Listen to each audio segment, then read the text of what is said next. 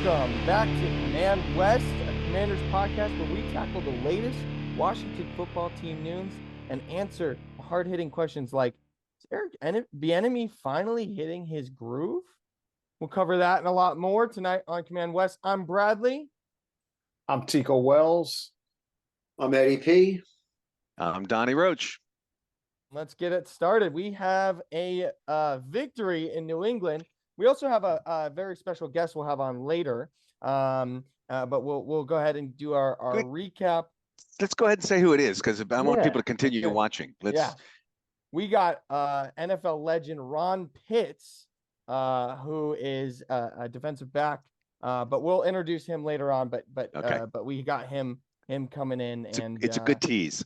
Yeah, it's a lot of fun. We just interviewed him, and he's a great guy, and hopefully we'll have him on again. But really good interview. He's an awesome person, great football player, has a lot of good stories, and great information for us who, I felt like this weekend, I was like, I don't know what I'm talking about.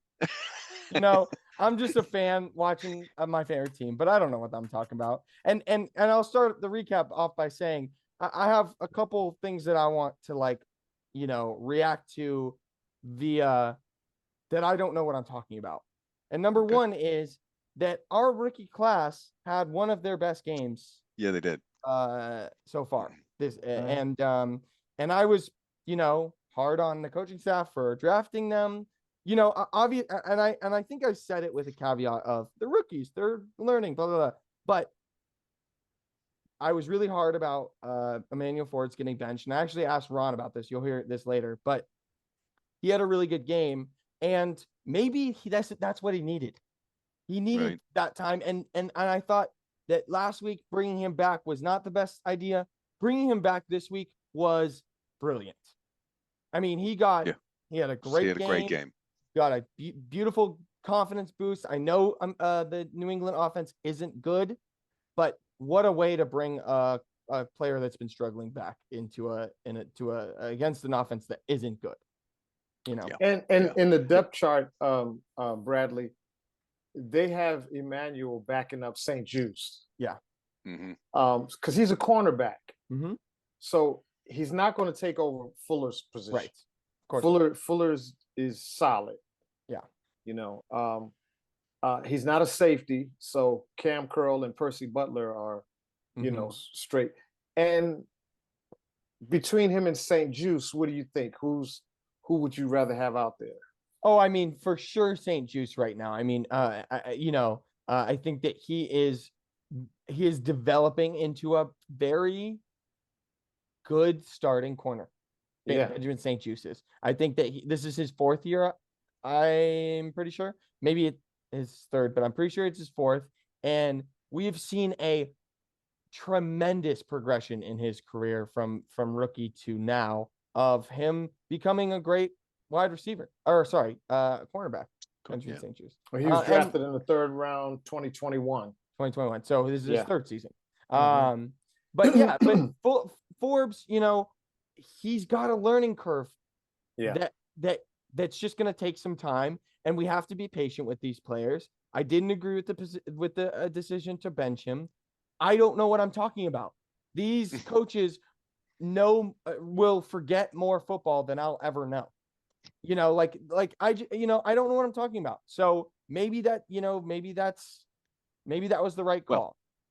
And maybe these injuries that these players get, sometimes they don't broadcast them so that everybody knows what's going on. They put these questionable or probable or he's out before the games, but we don't know the extent of how the player feels. And maybe in the early part of the year, Emmanuel, I don't know, St. Juice has had some injuries over the last couple of years too. So I don't know if what the coaches see, just like we were talking to Ron, and he was saying, we don't get to see Wednesday through Friday. We don't see the locker room. We don't know. We don't see the locker room. They're mental. Yeah. So let's get into it. Let's get into the game. I think we're starting with defense here. What do we think about this defense against a pretty mediocre, if not bad, New England offense. I mean, the defense played well. I think Mac Jones did us some favors. I think he missed some open guys, or things could have been closer. We could have lost that game. But overall, I would like to have seen us have more turnovers than them, as opposed to the other way around. Now I think that KJ Henry sack strip was turned around. That would have given us 2 turnovers had it not been, because I think that was a bad call. Bad calls in every game. And we got, I know, and we got an interception right at the end of the game. Perfect time. It sealed the win for us, so I'll take it. It was one of our better games, keeping them to 17 points. You're right. They're not a great team. But I thought it kept us in the game when we really should have scored more points than we did. And we can talk about the offense in a second. But and I mean, they scored 2 touchdowns, right? And one came off of a fumble in the red zone, and one came off a 69-yard run. So really, their only run game, they had no run game except for that one play. That was really their only. That was a missed tackle, is what it was. It was multiple missed tackles, which is the frustrating thing, because I heard a take by Craig Hoffman, who's a beat reporter for the Washington Commanders, and he is fantastic. Go check out his podcast. But he was talking about how on a long pass play, 1 to 2 guys need to screw up their assignments to make it happen. And it's a touchdown. Get a touchdown. Right. In a run play, it's like 6 dudes that miss their mark, miss a tackle. That like a long run play like that, you have all the safeties, a couple linemen, and a couple linebacker to blame. There's a lot of people at blame. Yeah. I felt from a defensive standpoint, we played a little better. I don't think it was impressive enough to feel like, we made a great play at the end of the game. That guy throws that ball a little better, and that guy makes that catch. We're going into overtime where we lose the game. Yeah. I didn't look at that as like the best way to. That was a lucky friggin'. We did that a couple of times this year and last year. Agreed. Now, I felt that way about Atlanta too, and Denver. I mean, bad teams that hung around. And I mean, Chicago. We can talk about the bad teams that our defense have just. I'm just saying. I feel like we could have. I know we're going to talk offensive later, but I feel like from the standpoint of what we really needed was to really maximize our field position. Yeah. And do it powerfully through the defense, and we never really got that point. So I mean, they scored 17 on us, with really bad offense. And it's like that just makes us look again as a weak defense. I don't think our rankings are going to go up because we won a game by 3 points with one lucky catch at the end. Well, here's what I like, and I'll go back to my commandment from last week. It was get off the field on 3rd down. Don't let them pick up the 1st down. And exactly. And mostly they did. I don't have the figures right in front of me on what the effectiveness was on 3rd down, but New England was struggling putting together any kind of drive. As Bradley said, they had a short field and they had one long run. Those were their 2 touchdowns. That putting drives together, they were not able to do it all day long. And we gave them too many opportunities to try, especially in the 4th quarter, but they were not able to do it. So thank God. Not going to complain. I'm just Mac Jones is a little bit more accurate, and this game could have went either way. Yeah. Mac Jones was he looked really terrible. bad in this game, and he had his 2 starting receivers, Devontae Parker and the other guy, Juju. No. Shoot. Who are you talking Douglas? about? No, he's out. He's out for this game. He's out for maybe the season or with a concussion. He's so forgettable. We cannot even remember. Well, no, he's been really good this year. No, I know. Those 2 guys are out, and so again, that's why I think Emmanuel Forbes had a great day. Is I think confidence booster. He wasn't playing against that much competition. But let's move over to the offensive side of things. Sure. What did you guys? I want to first. Well, yeah. What did you guys think? What are we thinking? Well, I thought Sam threw the ball exceptionally well. Terry made some great catches. You know, he went 5 for 73 with a 36-yard run. Yeah, that was beautiful. Jahan looked good. Yep. Brian Pringle stepped in. Yep. For Samuels, and he did a great job. Oh, beautiful. He had some great plays. You know, Antonio Gibson had some, you know, Antonio Gibson is now kind of like, I'm going to give you 30 to 40 yards running. I'm going to give you 30 to 40 yards receiving. Yeah. I like that. I'm going to have about 70 yards contribution. But he was on fire. Antonio Gibson was on a great day. Kiko, let me tell you something about Antonio Gibson that I heard. So you're looking at the stats. He had 79 yards total.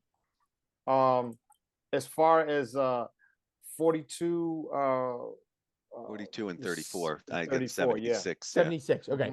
So this is the stat that I heard. Out of the 76 yards total, 72 of those yards came after contact. And that sounds insane. Think about it like this. There was a couple where he's getting hit before the line of scrimmage. So he's making up, like a screen. He might get hit and then, 4 yards to the line of scrimmage and then pass. But that's crazy. That's crazy. Still, there's probably, progressing 50 yards after contact from Antonio Gibson. He was hitting on all cylinders on. He really was. Yeah. And he was juking more than I've seen in a while. His he had ability and his lateral moves were really, really. And I'll tell you the other thing. You started going through the list of receivers and what they picked up. This is an identity we're starting to see here with Bieniemy and Sam Howell. Sam spreads the ball around. Yeah, we see these kind of stats almost every week. That there's 6, 7, 8, 9 different receivers, and I love that because it keeps the defense on their toes. They don't know where they can't just key in on Terry and go, we got this, beat us with somebody else because we will. Yeah. So I really love that. I agree. I think Sam Howell had a great day, except for that one play, except for that one interception. Here's what I love. Yeah. The interception he threw at the end of what was a great drive. It's the same drive. He picked up the 3rd and 23 and he picked it up on his own. Then he throws the interception at the end of it. Here's what I love. In his presser, I don't know if anybody saw this. He said, that was the worst play I ever made in my career. I won't let that happen again. Yeah, I love that. Enough said. And he ran right back down the field after that, right? And scored again, right? So I think that this was the quintessential Sam Howell experience game that we've had this season as a total. And if you compile Sam's lowlights and then you compile Sam's highlights, it's like, wait, this is the worst quarterback in the league. Oh wait, no, this is the best quarterback in the league. Like he's kind of inconsistent. And I remember telling you guys in our first episode, that's gonna happen. We're gonna have games where Sam is like out of his freaking mind, 400 yards and 4 touchdowns, and then we're gonna have games where he throws three interceptions.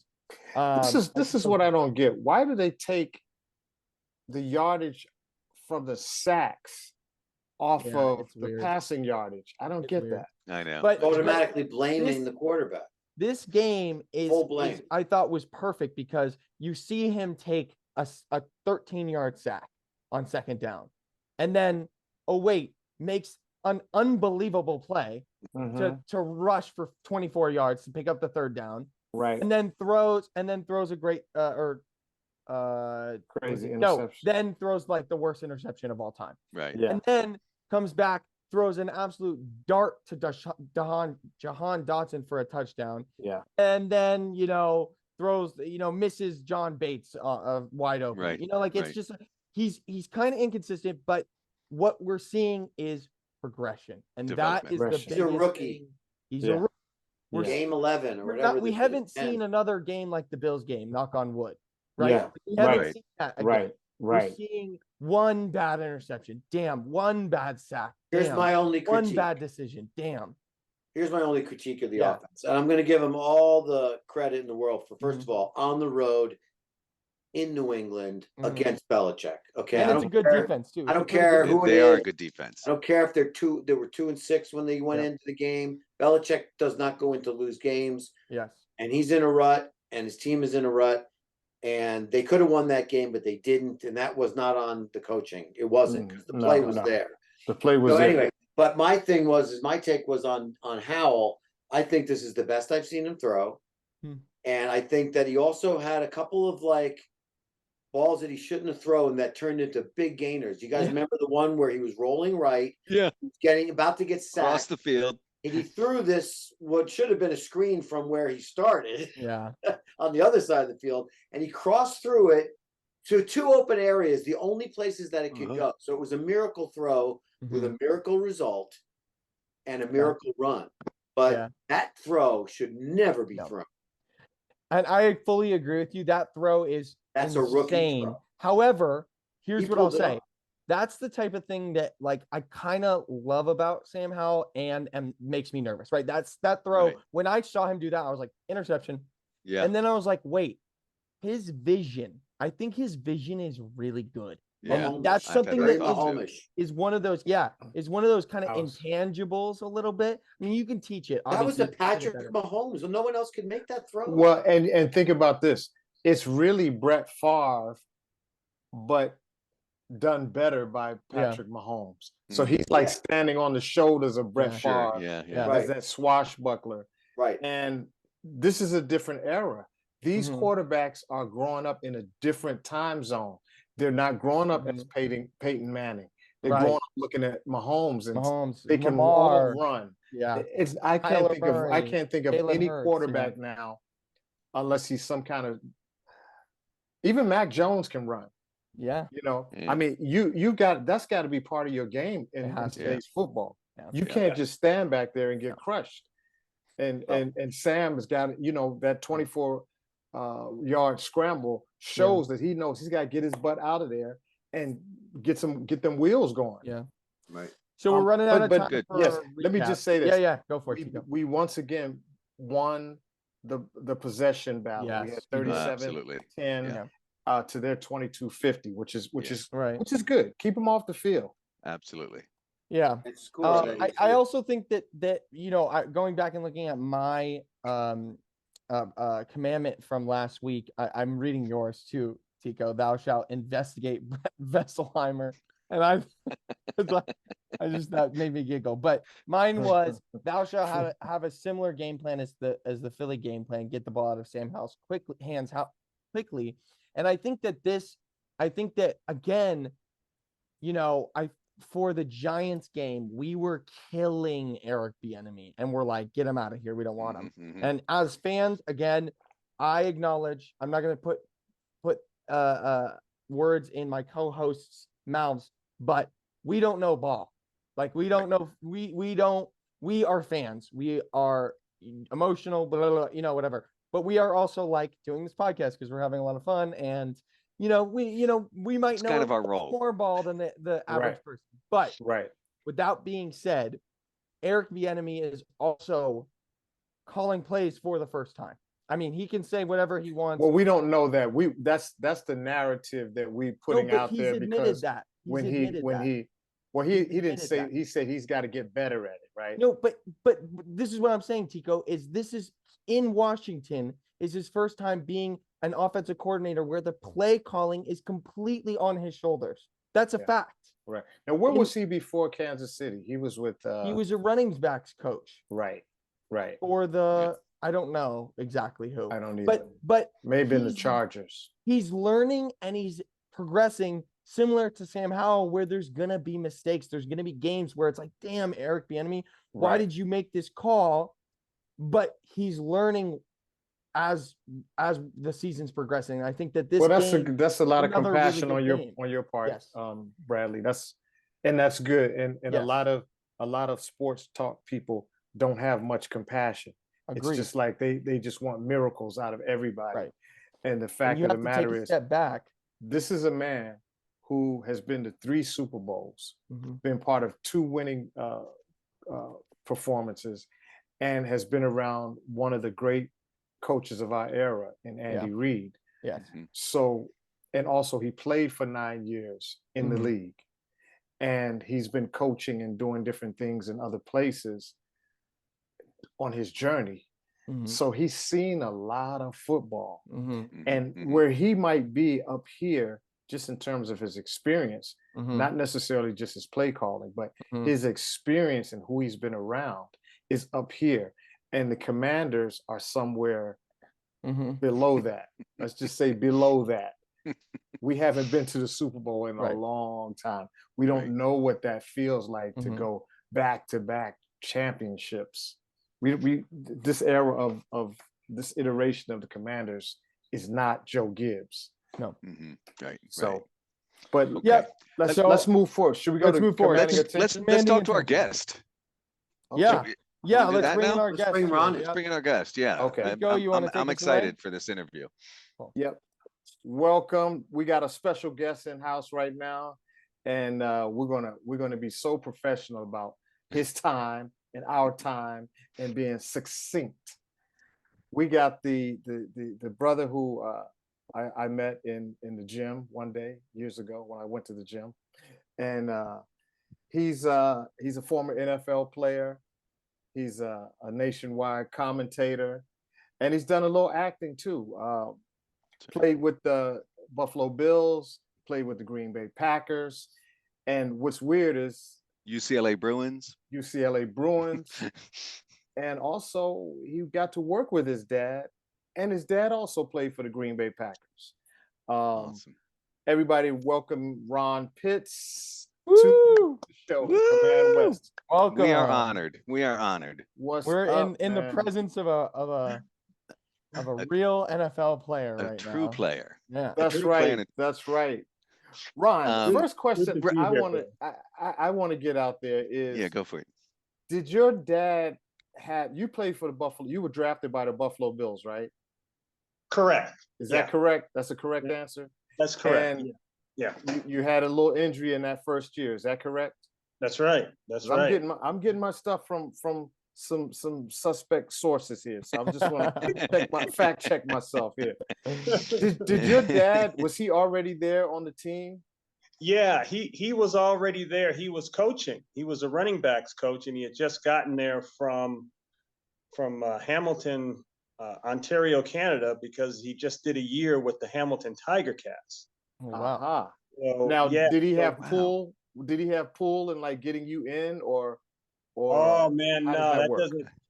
I would love to paint this this Lifetime movie scenario for you guys. That we were having cigars and he called me up and he said, "Listen, I can pull a few strings and make it happen." And no, it doesn't work like that. I went through the same process as everyone else, and but to your point, Tico, he did call me. He was the one who called me on draft day and told me I'd been drafted. So yeah, that was pretty cool. That's very cool. Where were you when you got drafted? When you got the call? You got the call.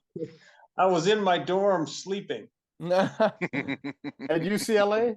Yeah, believe it or not, and that's like the running joke around here, because I think I had a final or a midterm or something. I stayed up so late, and I was excited about the draft, but at the same time, I don't know, for some reason I didn't overdo it, with that whole thing. I knew I was going to go around mid-round or mid-draft somewhere.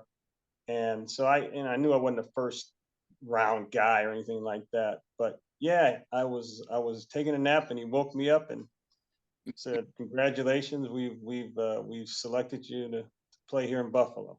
All That's right. fantastic. All right. That's awesome. fantastic. So I got a question, because I mean you played in the 80s, right? Obviously the game's gone through a lot of changes. There's been a lot of rule changes, to help protect players appropriately. So but and especially quarterbacks, like, what do you see as some of the major differences between how the game is played today and what it was like when you played?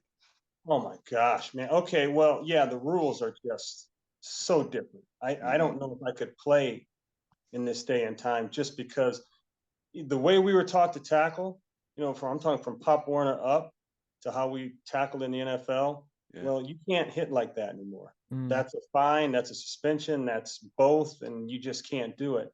So that's different. Bigger, stronger, faster. Yeah, I'll go with that. It was pretty fast when I was playing. Guys like Willie Gault weren't slow.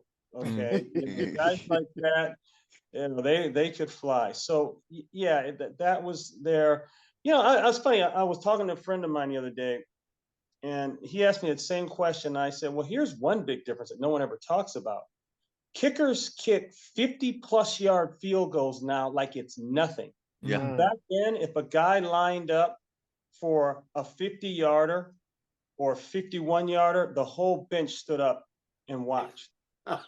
Yeah. Now, I was just watching this Houston game, this Houston Tampa Bay game, and Houston's kicker got hurt. But but Tampa's kicker hit one from 55, I think, and he had at least 5 more yards to go. He could have hit it from 60. So that's, for some reason, a big difference, I think. Yeah. Another thing is the toe tap with receivers. They've gotten really good at that. Yeah. I mean, guys have always done that, but now guys are to the point where their whole body can be out of bounds, but somehow they can get those toes down and know how to drag. They've perfected that art. Yeah. That toe tap and the one-handed catch you see more often now too, right? It's amazing how much the guys can reach out, catch the ball with one hand, still tap both toes in bounds, and it's a complete pass because they maintain. That's because the possession. defender's holding the other arm back. Never used to see it. Yeah, Gotta sometimes catch it it. is. You're right. Well, I'll give them the credit for that. But there were some guys making those one-handed catches. It just, we didn't have social media. There was no such thing. Well, as there's another mob. change, right? Yeah.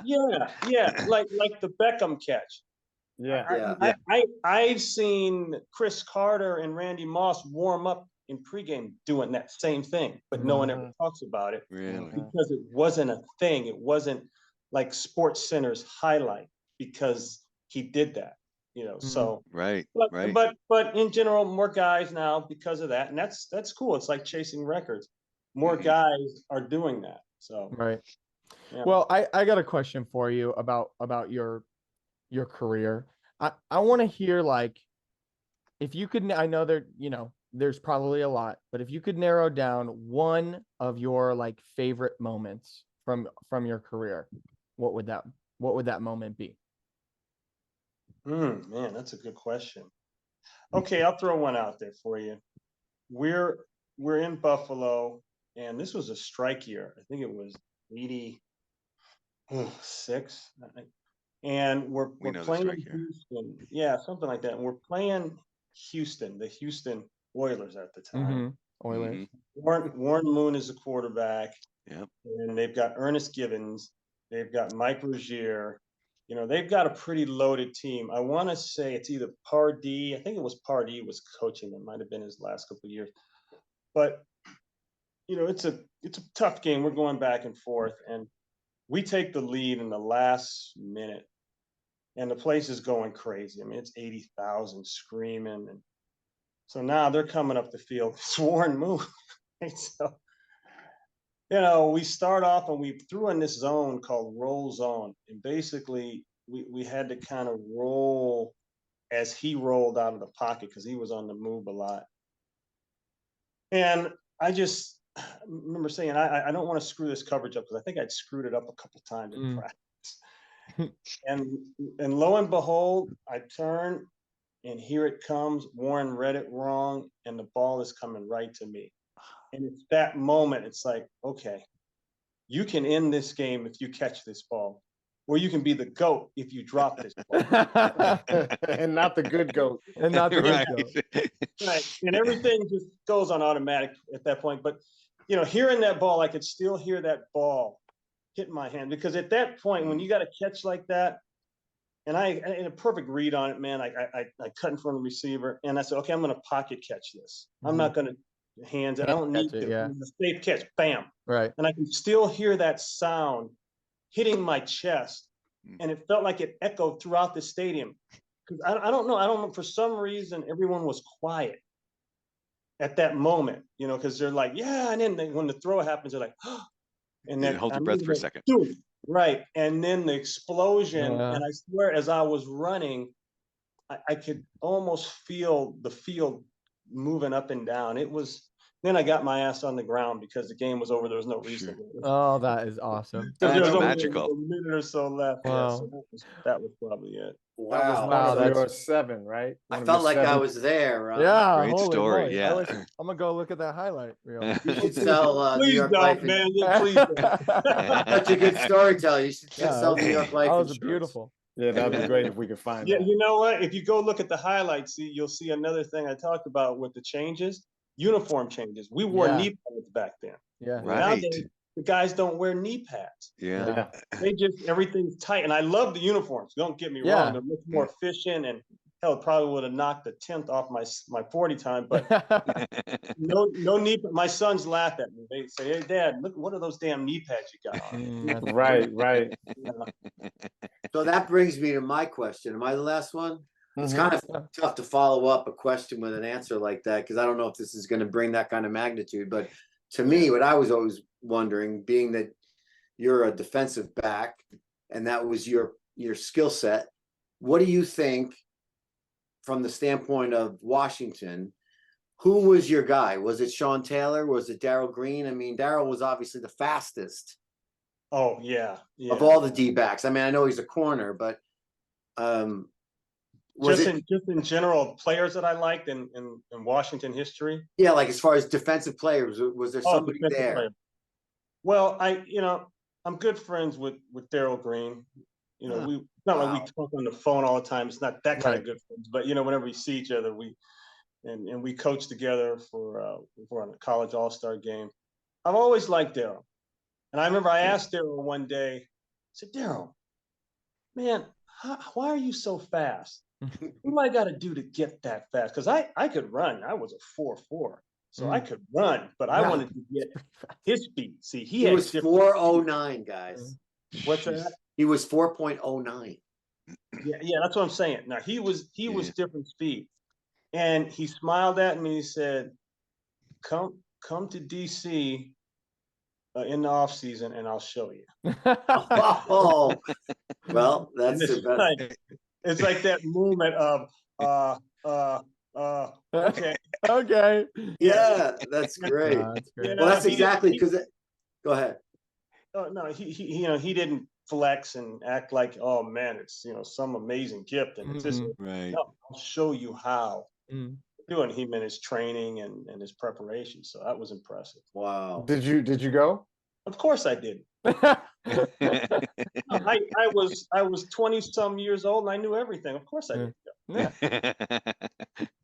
Wow. Well, that brings me to current Washington roster. Obviously, we're the Command West, so we're gonna have to talk some Commanders here eventually. I wanted to ask you, we took in our first 2 rounds of the 2023 draft, we took 2 defensive backs. One's safety, one's a cornerback, Emmanuel Forbes and Jatavius Martin. I was wondering what you thought of the picks when they were made, and what you think of them. I know it's a small sample size. Emmanuel Forbes got benched for a little bit. Jatavius Martin just got on the field. Quan Martin just got on the field. I wanted to hear your kind of takeaway from how they look now and what you thought about it at the draft point. Yeah, they're fairly active. I know, they were in earlier and then out, and I get that whole thing.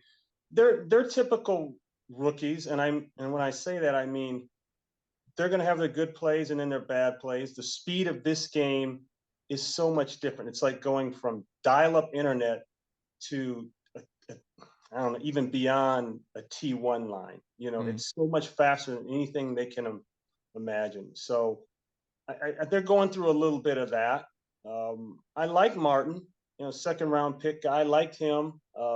They're physical, they're aggressive, and I know that Jack Del Rio, that's what he wants in his Right. setup. I know how they play. And when you have what probably should have been a better pass rush than it's turned out, and I know 2 guys are Chase, and Montez Sweat. So when you have that kind of pass rush, you should be loving life. Yeah. Okay, I don't think they ever got that pass rush to that level for a variety of reasons. Right. And that probably prompted them to say, okay, let's just re-rack it and go in the direction. But I really like another guy you didn't mention there, and I know he's not a rookie. St. Juice. Yeah. I really like his game, man. Yeah. And he's a solid body guy, good awareness. You know, he makes a lot of plays. He seems to find the ball. Yeah. He's fun to watch. I agree. I've always been a fan of this defense, man. Yeah. You know, I like the way they play. I know there's a lot of moving parts now with Howell and Vince and everything else, and so. But yeah, Juice kind of, it's interesting that you bring that up, because I think that, like, with the new NFL, it seems that they're kind of letting guys get a little handsy a little bit more than they did like 5 years ago, because they had that like hit to the defensive back where it was like you can't touch the receiver at all, and it feels like they're getting a little bit away from that. Obviously, I'm sure it's more than it was when you played, but Benjamin St. Juice is a handsy guy, but he seems to get away with it a lot. Yeah. Yeah, Well, Good point, Bradley. You hold your breath for a second after he makes a play. Like, are they going to throw a flag on that? It's like right. And I think you have to push that envelope, because the rules are so slanted to offense. Yeah. And we know why, because they want to promote scoring, and they kept the quarterbacks healthy, and that's part of it. And that means money for the league. We get that part of it. But they've put the defensive back at a big time disadvantage. Right. So you got to find other ways to make up for it. You can't even be physical anymore. You know, you can't go old school Oakland Raider and chop guys around the head and do all that stuff, man. You can't play like that now. Can't play like Lyle Alzado, you mean? Yeah, right. That's back when football was real. And so were concussions. So even Shiloh Sanders got thrown out of a game for, like a shoulder hit, and there was some incidental contact with the head, but it was like that play stuck out to me. And then we had a defensive player get called for roughing the passer the other day. Yeah. Oh, KJ Henry. Yeah, he's a rookie. He didn't even land on him like hard. He tried to get up. He was like flipped over. There was no body slam. Clean sack. Yeah. Yeah. Don't get me started on that now. Did you see that play, Ron? Did you see that play? No, I didn't. I didn't see the play, but I've seen so many of those plays. Yeah. I know exactly what you're talking about. And then, I'm sure you guys saw the game last night, the Jets and Chargers. Yeah. I saw a couple quarterbacks get slammed. I saw slammed, and I'm thinking, okay, that's a freaking roughing the passer. And Joe and Troy even said it, but they didn't call it.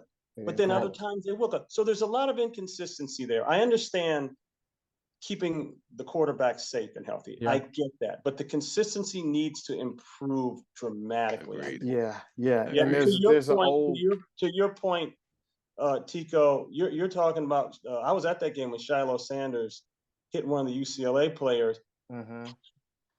I mean, college has gotten bad. If you any part of your head touches that receiver or offensive player, a defenseless player, call you, man. I've seen kids get thrown out of the game last 4 years here, just like that. God, that's how I was trained when I was. You have to spear. That's how you tackled. Yeah. Well, we were taught to see what you hit. Yeah. And keep your head up. So there's the safety. If I keep my head up, the problem is if my head goes down, you're gonna hurt that neck. Yeah. Snap of the neck, right? And so, but it's a different game, guys. So speaking of hitting quarterbacks, we have a pretty young quarterback here in Washington, and I wanted to hear and he's gotten hit a few times. But I wanted to hear, Ron, what you thought about Sam Howell in his rookie season. I know he played one game last season, but there's been a lot of, I think he's kind of a controversial quarterback right now. There's a lot of he's great, he's terrible, and he's in the middle, So I wanted to hear what a NFL player thinks. Well, I think when you watch him on film, you see all of those. Yeah. Because that's what he's going through right now. And that's what's going to happen. He leads the league in being sacked. And part of that you have to understand is coming from Coach Bieniemy, and that is do not commit the cardinal rule. Don't turn the ball over. So they've drilled that into his head, along with some other quarterbacks out there. The guy up at the Jets might be another one who they drilled it into his head so much that they become paralyzed. They can't play. Yeah. They have trouble running the offense. Okay, so that's a little of what's going on there. Yeah. I like him. I like his toughness. I think he can stand in the pocket and be strong, and we've seen that, maybe too strong. But I think he's a gamer. I really do. I think he's just going to take some time. He's a big physical kid. He's got the right temperament. I think the locker room likes him. Yeah. And you've got a great running back next to him, and that's his protection. So he'll figure it out. Yeah. And people are just going to have to be patient with him. But in the meantime, and I know this isn't going to be popular, but lead the league in sacks. Go ahead and take the sack, because damn, we got a chance if you're leading the league in sacks. We don't have a chance if we lead the league in turnovers. Right. Right. That's what Great point. That's what the narrative has become now. I'm telling you, with offensive coaches, it's about protect the ball at all times. If you look at the best quarterbacks out there, they all have a knack for being careful with the football. It's the fastest way to lose a game. Yeah. And So- he's pretty high in his yardage. He's second, right? Is he second? right Yeah, he's second. Nobody to, remembers Tua.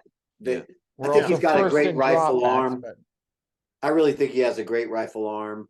I think he's a little bit too Buckley, like he'll throw into coverages that I'm just going, oh my God, that someone's going to pick that, but he puts it there. Sometimes he's able to thread that needle though, pretty well. Yeah, and you know what? Maybe that's the way Bieniemy wants to see him play, aggressive, and I like that. But I don't know. If we have a balance with Robinson, I think we could really make it work. We're running out of time, but you brought up something. I want to ask one more question of you, Ron. Because I think it's important, and I don't think it's talked about a lot. But you talked about the mental side of football, and I got on our coaching staffs really hard last week because they benched Emmanuel Forbes, and then they put him back in against AJ Brown, and I was really upset that it felt like I didn't like the decision to bench him, and then you put him back, and it feels like you're toying with the kid's confidence, and you are putting him in a position to fail instead of to be successful. And I wanted you to speak a little bit about what confidence and what that mental side of playing specifically the cornerback position is, and how something like being benched affects that. Okay, so I just said, the fastest way to lose a game is turnovers, right? Yeah. Okay. The next fastest way is to give up deep balls and get beat in the secondary. Yeah. Okay, those are the two guys that can run the Ferrari into the wall. All right. So, and remember now, guys, these aren't really just knee-jerk reactions that minute, that day. Right. They're coaching these guys. They go through practice. They go through film, they training camp, mini camp, assessments from combine. So it's a slow workup. But unfortunately, to most fans, they only see the end result is you got pulled. Right. So he's probably just not there yet on a couple technical things. It's always one or two things. It's either your technique isn't good enough, or mentally you've lost something. Either way, that's going to get you beat. And so coaches have to be comfortable with that. Right. And that's probably what's happening there. I can't speak any further. I'm not in the locker room and not in the meeting room. I just know from experience and having coached a little bit how I am. I've got to be able to trust that guy. He may not even be my best player. I have put guys out there who weren't my best player because I know this guy won't get me beat today. He may not make that interception, that one-hander, that he may not be able to lock up that number one DK Metcalf guy, but I know he's not going to bust the coverage at the wrong time and have one running scot-free down the middle of the field. So, yeah, and AJ Brown he reminds me a lot of T.O. He's in size and speed, maybe not quite as fast as T.O., but definitely he's a load. Yeah, AJ Brown is the number one. Remember, we used to call him, AJ Brown, DK, Amari when he's playing, and he goes on and off the air so much. Those are all number ones. Interestingly enough, CeeDee Lamb, CD isn't a number one. He plays like a number one. His productivity is like a number one, but he's somewhere in between a 1 and a 2. And that's Dallas's problem. They don't have a number one. They've got a bunch of twos around there, and that's why you see them struggling to get over the hump in this area. The Amari Cooper they miss him. Didn't work. They miss him. They miss him. What about Terry? What do you think about Terry? I don't know if they miss him, Tico. I don't think there was something missing with him. Yeah, that's what it is, yeah. And I will almost bet you they're going to land a #1 guy from somewhere, and they couldn't pull the trigger on a trade because it just didn't happen. You know, the guys weren't available. But next year, whether they do it from college or maybe within the league, they're going to pull a big time guy in there. Guarantee you. What do you think about Terry? McLaurin. Terry McLaurin. Terry McLaurin. Our #1 guy. I like Terry. Yeah. I like Terry. Is he a #1, you think? Kind of like what you're talking about? No, he feels like he doesn't feel like that kind of #1. No, he feels like comparable to CD. Yeah. Yeah. I'm kind of this season I've kind of started to agree with you on that. I would have Not just because of size, you think, Ron? No, I don't know. I don't look at size like that. I look at productivity. Mm-hmm. That's what it is.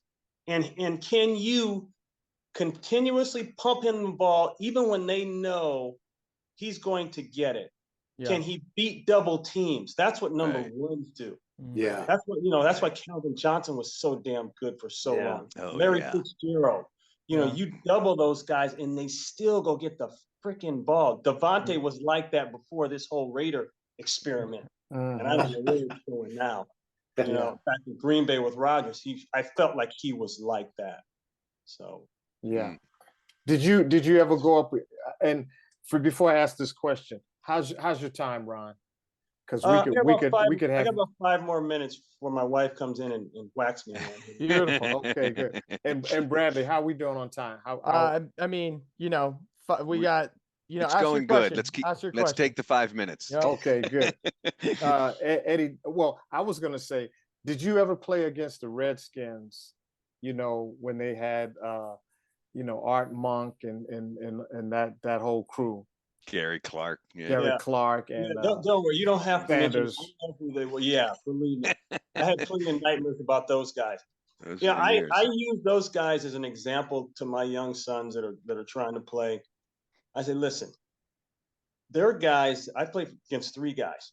Okay, Art Monk, Gary Clark. Okay, Ricky Sanders. Ricky Sanders. Okay, and those 3 guys were as good as any 3 receivers you want to pull up today. Were they ones? What's that? Were they ones? Were they ones? Yeah. You know what? You know who? No. Actually, the only guy that I might give you as a 1, maybe Art. But he was a 1 in a different way. He was a 1 in terms of leadership, 1 in terms of a complete football player, a winner. Let me tell you, not only would you have trouble covering Art, okay, you're going to have your hands full, but Art would block the crap out of you. Art was so strong. And you know what Art never did? He never did this. Right. Never talked. He just lined up and played. And you better not take your eye off him, running over here this way thinking, oh, the ball's away. He's not going to hit me, because Art would flatten you. So Sanders and Gary Clark, oh gosh, what, 5'9", 5'8", something? Okay, maybe $175. Dude would run by you in a heartbeat. Technical. All right, when you line up on those guys man to man in the slot, you better have your stuff together, because it's going to be a long, hard day. Same thing with Sanders. Those guys, what do they call them, the Smurfs, right? The Smurfs. No, they were after the Smurfs. That was. Were they after the Smurfs? Okay. Charlie Brown and another. Art Monk, I think, made both eras. Yeah. Joe Theismann era and the Doug Williams. I thought era. that was the Smurfs, Tico. No. Yeah, that was Charlie Brown. My wife calls me a Smurf, so. Yeah. I can't remember, but I know this. They were so technically good. Because see, then we were all into technique. We used to spend hours like, okay, you step your foot like a half an inch. No, you went an inch. No, that's wrong. No, half an inch. Don't open the gate. don't nose over the toe. Oh, we were into that. Now it's different. Everybody's playing different stuff. There's all kind of coverages and traps and things, and it's a little different. So yeah. Eddie, you got another question you want to get in? I think I was good. I got my answer about. Well, I was asking him a little about what he thought of Sean Taylor, but I just really admired Sean Taylor and the way that guy operated on the field. I just didn't know what you thought of him as a player. I never got a chance to meet Sean. I think I might have done one or two of his games, as a commentator. It's funny. He's a hero now to a lot of people, but my sons were very small when he passed away, but yet he's a hero to them. And, they know his story and what happened, everything, but they walk around with Sean Taylor jerseys on. Wow, that's cool. But I don't even know if they really could comprehend what he was doing as a player.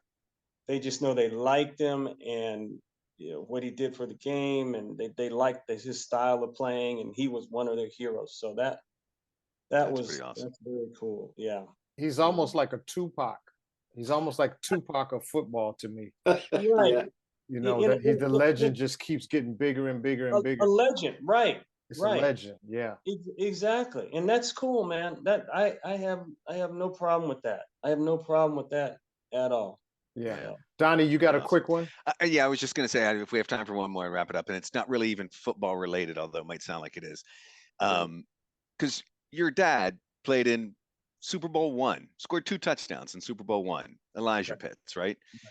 So I'm a family guy. I'm doing this with my sons here, right? So I just want to know a little bit about what that was like growing up with your dad, who was a professional football player himself. Was that your inspiration for becoming a player? And what was your relationship like with him? Oh, we had a great relationship. He knew how to talk football when you wanted to talk football, but we spent more time talking about life. Oh, that's awesome. Yeah, right down to when it was time for me to make a decision on a college. I got mad at him because he didn't offer up this great advice. I thought he was going to make the decision, basically. And he was mum the whole time. And later on, he explained to me why, and I understood it. So, yeah, he knew how to embrace the game. He coached for a long time. He was just recently inducted into the Black College Football Hall of Fame. Down that story, yeah. Yeah, that was fun. We went to the event and so on. I accepted the honor in his name. The whole family was there, so that was good. That's special. But he knew, guys. He knew how to treat people. And I'll tell you a quick story here. Thurman Thomas, as you know, played for him in Buffalo. He drafted him up there. And there would be times when Thurman would come up in his office and they would talk for an hour, but it wasn't about football. It was about other stuff. And I said to him, Dad, why'd you do that? I mean, that's not your job. He said, son, actually it is my job, because you just can't X and O them. You've got to be a little more to and for them. And I thought that was interesting. I mean, this is also a man that would, when other coaches would call and want advice on how to do this, other coaches in the freaking conference and division, he would give other coaches football advice. Wow. And I said, that's crazy. Why would you do that? You're putting yourself at a disadvantage. He said, son, listen, if that guy beats me because of that information I get in, he's a better man and a better coach than I am. It's like, wow. That's how you thought. I guess that's how you think, I guess, when you've got 5 NFL championships, right? And with Vince Lombardi and Ron, my mom was the one that taught me about football. May she rest in peace. And that's right. She knew, names like Elijah Pitts. Sure. That's why I didn't put it together, man, until we had lunch last week or whenever, that was your dad, man. But see, isn't that great though? I never even put that together. All this time, and it hasn't been about football or someone else or someone. No, it's just life, man. Like you said, life. And Right. And what he probably had to go through in the 60s, it Yeah. was totally different than what you had to go through or what the guys go through now. It's totally different world, and the way Vince Lombardi coached with that iron fist, and Oh, yeah. they still respected him.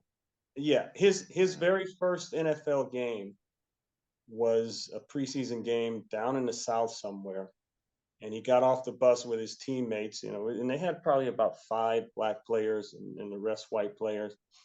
And he's all excited, man, going in this big fancy hotel. And no kidding, as he's getting off the bus, someone taps him on the shoulder and says, "No, you can't go in that hotel there. Your room, along with the other black people, is around the back." That was his first NFL game. Now, so guys that are, holding out and for contracts, and I understand business is business, but guys that are complaining about this and that and all that stuff, they need to think about what some other people gave up for them to be where they're at. That's all I say. Everybody's got to take care of their own, but it's yeah. Ron, we really, really appreciate you coming on. I thank you, man. Hey guys, thank you so hopefully much. we can get you back on if we can keep this little train going. We're having so much fun. But this was a pleasure, man. Thank you so much. Really, Ron, thanks for coming out. Thank you so much. I appreciate you guys. Thanks for having me on. And let's go Commanders. Yeah. There you go. Awesome. And I'll leave you with this. Dad loved one Commander/Redskin franchise player a lot, and they were good friends. And his name was Riggo. John Riggins. Oh wow, yeah. Yeah. Nice. He used to tell me some stories about Riggo, and every time he'd see him run, he would just start laughing. I said, "Dad, what are you laughing about that?" What? He said, "Man, he's just a great guy, son." And I was like, "That's all I need." And I met Riggo a couple times doing a game back there, and man, it was all love. But that's another story. That's cool. That's cool. We're gonna try to get you back, man, when we can. Absolutely, yeah. Thank you so much, Ron. All right, Thank guys. you, Ron. All right, peace. Wonderful insight. Thanks. Take Ron. care. All right, take care. Awesome. Bye-bye. Bye. Okay, Oh, so that was a lot of fun. It was a Wow. great, Is that great, amazing, guys? great Having him on? interview with Ron. Yeah, Boy, wow. thank Yes. you. We gotta Thank get you, him back. Tico, We for gotta get him back. making that connection. That was awesome. We That was do beautiful. love to get him back. So, okay, so let's move on. What's commanding our attention around the league? And I'll kick us off because I have to make a comment about Chase Young and his new digs. Now, we all said it last week when we were talking about the trades. Chase Young landed in San Francisco. Montez Sweat landed in Atlanta. Chase Young wins the lottery there. But wait a minute, no, Montez went to Chicago. Of Chicago, I'm sorry. And Montez Chicago. Sweat won the lottery. I don't think Chase hasn't gotten anything yet. That's true. I'm talking as far as teams and as far as chances of winning a championship, which is something he mentioned. Chase wins the lottery. And so that was, right in his first presser, he started off by making some comment about, well, you sure can tell when you're in a room full of winners. Yeah. And it was like a little bit of shade there on the old Washington Commanders, I think. And he's telling the truth. Well, he is, and I got to tell you, here's the thought I had. You know who heard that loud and clear? Ron. Josh Harris.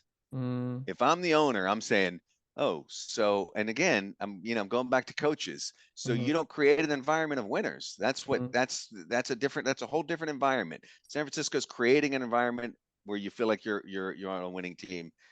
Washington's not. Yeah, that's an interesting take. I didn't think about that. They've been to the Super Bowl in this era. Yep. That says a lot right there. Once you've been to the Super Bowl, whether you win or lose, but maybe part of that winning attitude, it feeds upon itself. What comes first? But if you build a winning attitude, you get to the Super Bowl. You get to the Super Bowl, you got a winning attitude. So all of that feeds upon itself. And having said what comes first? San Francisco's on a little bit of a downward slope. Yeah. They lost 3 in a row. Yeah. And that's not what we expected from them or Brock Purdy.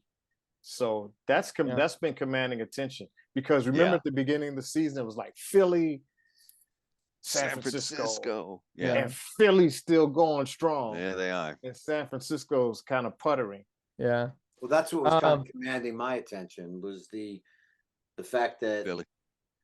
I'm looking at where we stand in our standings right now. That's kind of where I've been focusing on my attention. And it seems like we're going to have to get to 9 wins. Eight's not going to cut it.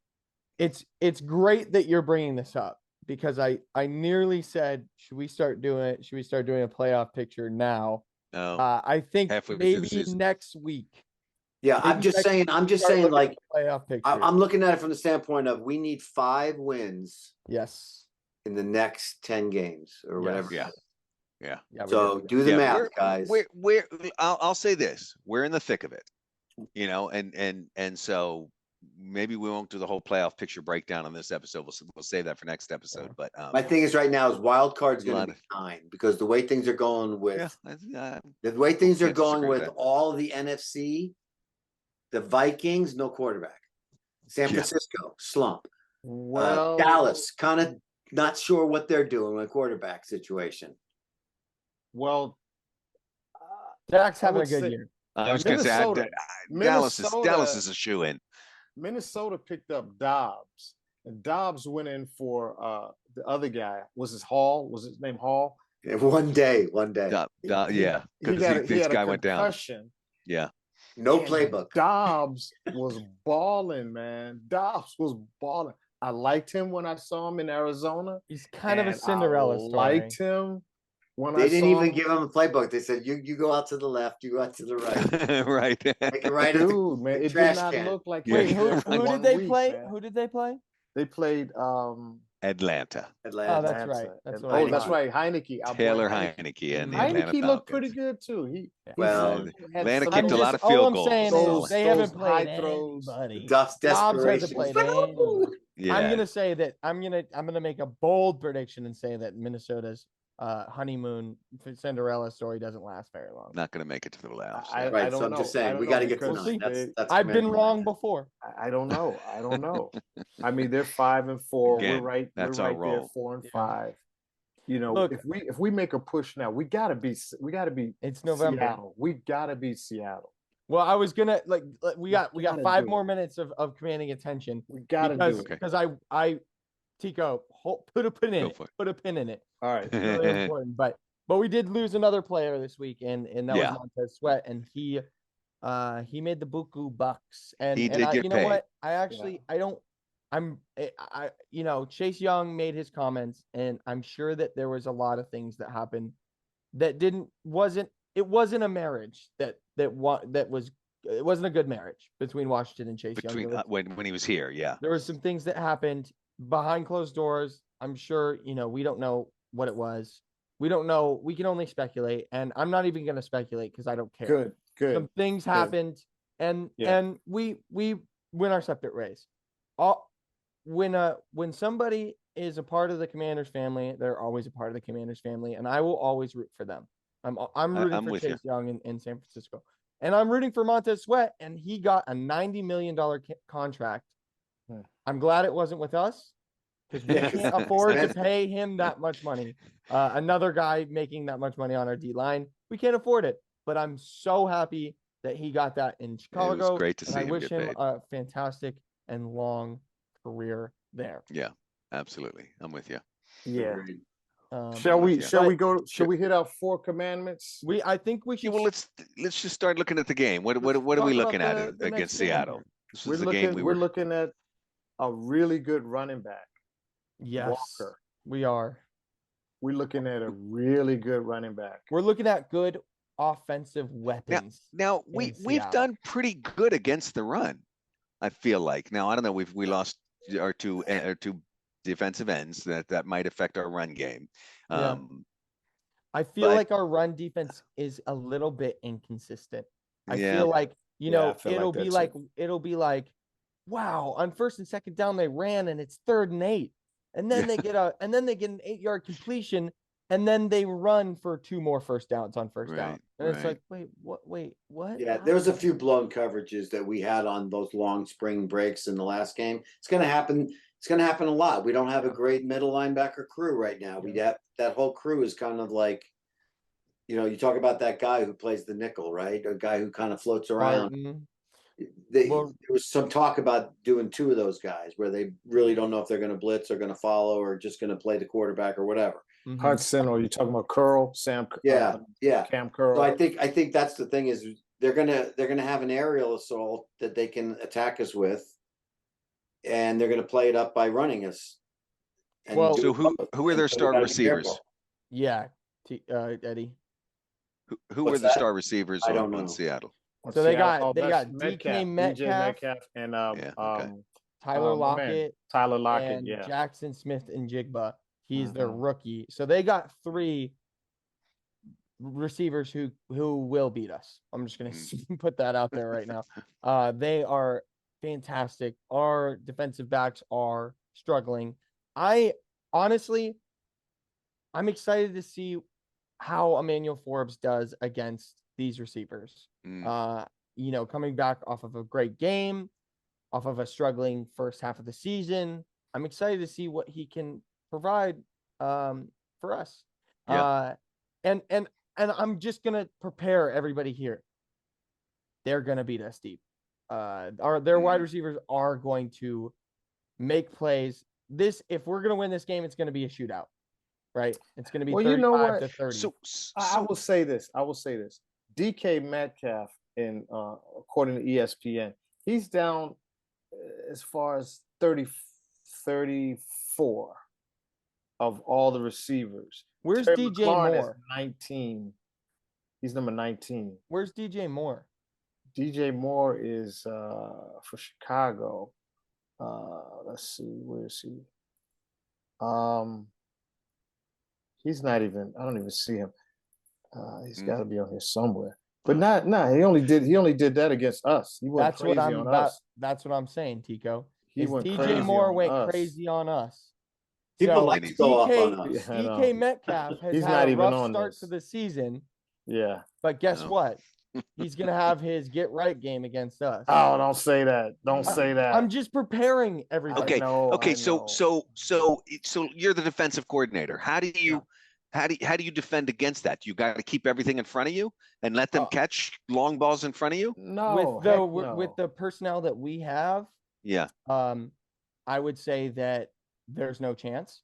But to counter no, I'm sorry. I missed. DJ Moore is up there. He's got 735 yards. And 200 and something was against us. A quarter of his yards was against us. Just saying that. Okay? So I just want to throw that out there. That's what receivers like. Are you serious? Their balls off on us. Are you serious? So, but my thing is like, if Fuller's the guy who's number 6, by the way, DJ. Jeez. Moore. Who's our best potential pickoff guy? Is Fuller right now, or is it? Fuller, yeah. All right. So if Fuller's going to do what he has to do, he's going to have to come. Great.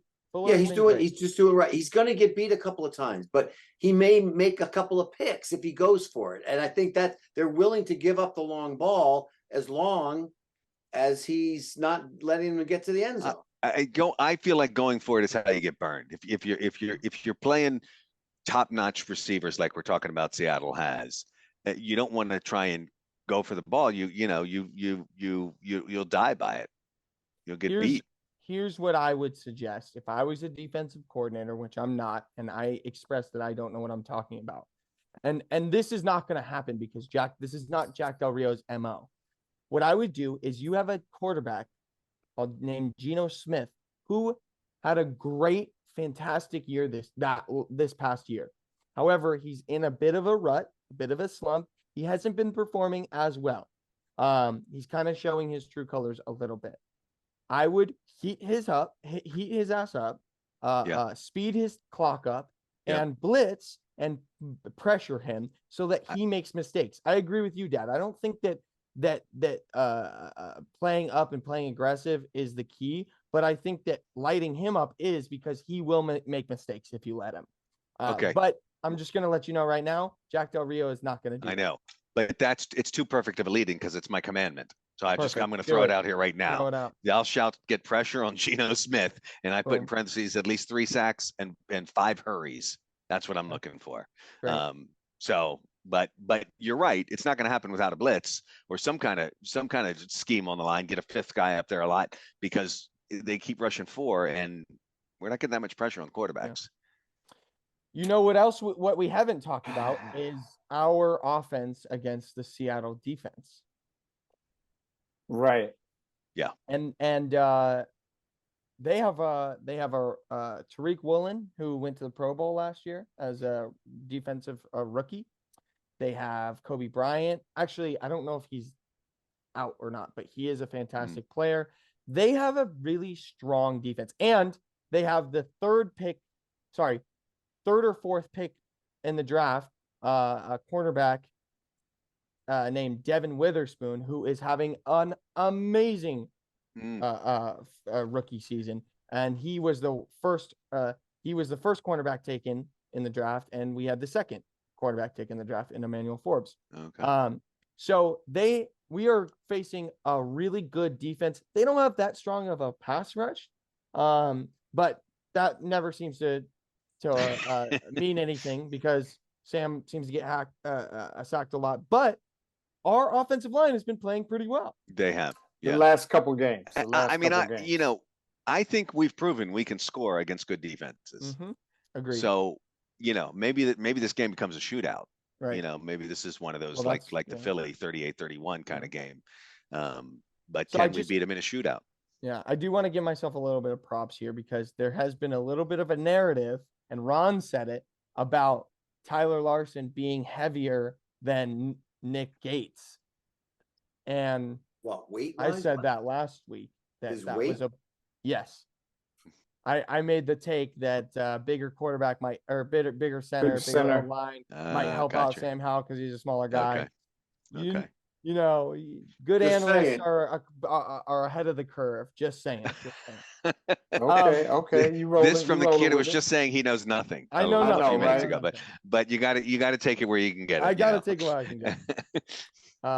Well, if we can, they do have a nice couple tight ends, Noah Fant, Colby Parkinson, but the one who scares me the most is their running back Kenneth Walker. He's already got 500 and some yards, 532 yards. But we shut him down, and then we forced the other guy to pass on every down until he chokes.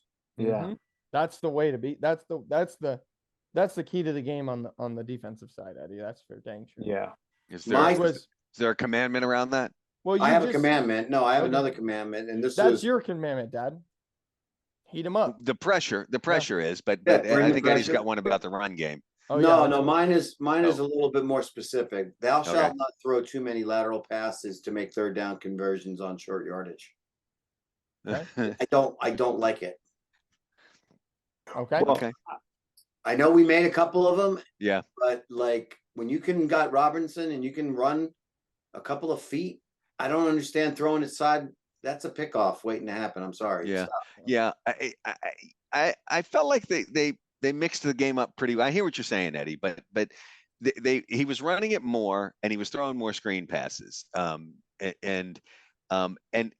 And the runs, the only thing I didn't really like about the way Bieniemy called the game is he was running it more, mostly handing it to Brian Robinson up the middle. Now, sometimes he was from under center, sometimes he was back in the shotgun. I kind of like that mixing up a little bit. Yeah, there was a nice mix up. Then he kept giving it to Brian Robinson up the middle, and I just would like to have seen a little bit more.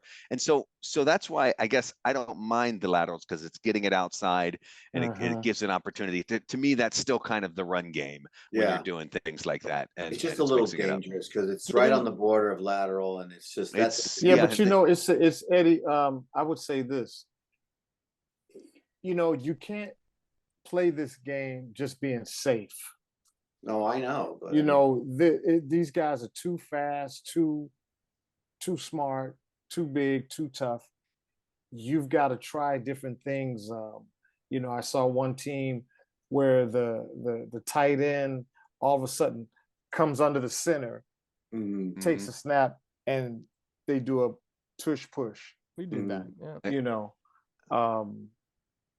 Yeah. So I would say my commandment is thou shalt score in every quarter. Oh, I like that. I like love that one, Tico.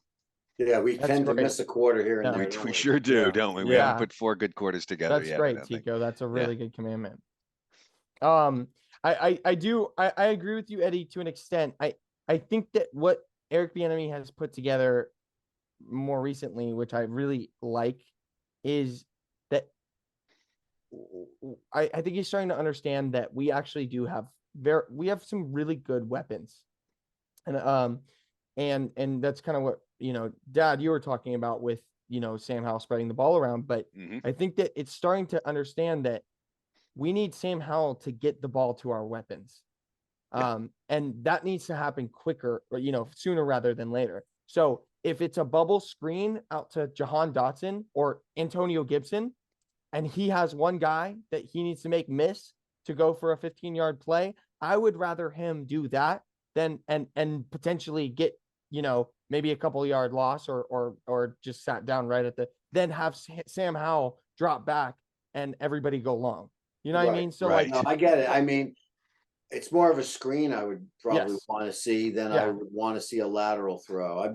I'm talking about those little 2-yarders that you should be able to get on the ground right up or off tackle. I just don't I know, understand. but we can't always do it. We're not we haven't perfected the tush push. Right. And you know what I mean? Like, we can't guarantee we're 3rd and 2 or 3rd and 1. We can't hand it off up the middle. We don't always get it. Yeah. It's not. There's no you're guarantee in that. We don't have that kind of line that just we don't pushes have that them up. line. Well, there is no foolproof, plan against any. And there isn't, and I think that's why he's trying different things. Yeah, you're gonna find out what works, and Right. I just looked at that game was so critical with 3 points that I thought, Yeah. fucking sketchy. Yeah. But also, the things that they try and I've said this before, the things that they try and practice work good in practice, and they do it over and over and over again to perfect it. It doesn't mean it's going to translate. So sometimes a busted play, a broken play, or a play that just doesn't work, we look at it, oh, it's the play caller. When if it works, then we go, oh, the play calling play call is great. Yeah. Beautiful play call. You know what I'm saying? Oh, risky play call, but Sure. it worked out. I mean, Yeah, right. No matter that's the who thing. the I still didn't like. coordinator I is. still didn't like the call, even after I saw 2 successful attempts. it I worked. just like, I So mean, the Tico- Brian Robinson touchdown was beautiful, right? that was well done. Yeah. Yeah. And then So you Tico- say, why Gibson- can't we do that more, right? I know. Right. But it worked. Gibson the really execution stepped was up on his the- game. Gibson Yeah. looked like he had fresh legs on every Yeah, really little did. toss out or screen or whatever. So that brings me to my commandment, Tico. Your point about it's easier in practice is there's something that kind of has been a little bit of an illness for us so far this year that I don't really know what the cause of it is. But I don't know about you guys, but it feels like we've been dropping a lot of passes this year. And from guys that don't drop, don't historically drop passes. I don't know what it is. Maybe it's a new quarterback. It always takes a little bit of an adjustment. But Terry has dropped some passes. Jahan has dropped some passes. Logan has dropped some passes. Diami has dropped some passes. Diami, sorry. And Diami, I don't know. He's kind of on and off. But our main guys seem to have some butterfingers lately, and in practice, obviously it's much easier than in the game. Right. But well, let's that's a great point, Bradley. Yeah. And if we look at the numbers, Sam Howell is still at a 66.6 completion percentage. So now which is really good. So Josh Allen is 71. Lamar's at 71. Patrick Mahomes is 68. So he's high not 60s far is good. under. He's not Yeah. far under the top guys in completion. Then you got to look at how many passes he threw too, right, Tico? Because if he throws a lot more passes, you may have a lot more chances of dropping. Yeah. Right. He's throwing it a lot more than a lot of these quarterbacks. A lot more than Lamar, that's for he's sure. He's thrown a lot. He's thrown 353 passes to somebody like Lamar, who's only thrown 253 passes. He's thrown 100 more passes. But the problem is that teams like Kansas City and Baltimore, they're scoring. Yeah. Sure. And they're getting the ball down the field. And they're running ahead. They don't have to play from behind. Right. You know, even though Baltimore lost a couple of games they should have won. Right. Just some goof ups. But Sam Howell is out throwing a lot of people in yardage. It's just that once again, that 44 sack number is a killer. It's killer, yeah. That, you know, if you think about if we had half of those, we might be 6 and, you know. Yeah. Although I like what Ron said. You're better off taking the sack than doing something stupid and having a turnover, you know. So that might be part of that learning development as well. I don't really mind the sacks as long as it doesn't kill the guy before the 12th game when we play. Yeah, I don't know if I can go so far as to say I don't mind them, but because the top guys, you know, Tua's only been sacked 14 times. Yeah. You know, Mahomes 12 times. Josh Allen 13 times. So we're at 44. Oh, it's ridiculous. Yeah. We're at 44. That's it seems like it's getting fixed though. So that's a positive.